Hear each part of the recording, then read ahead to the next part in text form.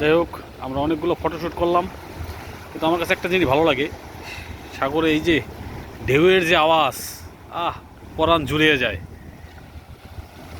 যাই হোক রেজা ভাই, তো আপনি কিছু বলেন।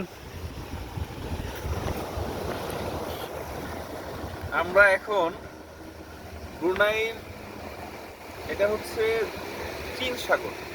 হ্যাঁ, তো ব্রুনাইয়ের আপনার সাগরের পাড়ে আসছি।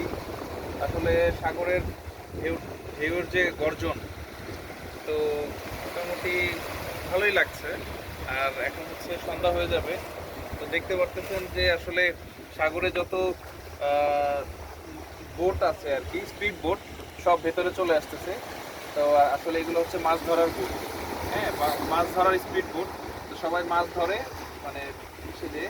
তবে তুলনামূলক এই সাগরে ঢেউ কম।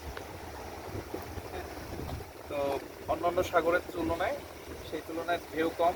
স্পিড বোটগুলো একসময় আমাদের পদ্মা নদীতে এর সাথে বেশি ঢেউ ছিল। তো যাক, পদ্মার ঢেউ আর অলমোস্ট এরকম, কিন্তু এটা সাগর। হ্যাঁ, কোনো কুল কিনারা দেখা যাচ্ছে না। দেখেন আপনারা, কোনো কুল কিনারা দেখা যাচ্ছে না। তো যাক, আসলে আপনারা ব্রুনাইতে এসে অবশ্যই এখানে আসবেন, ভালো লাগবে। তো আজকে এই পর্যন্তই, আমরা এখন যা উঠবো।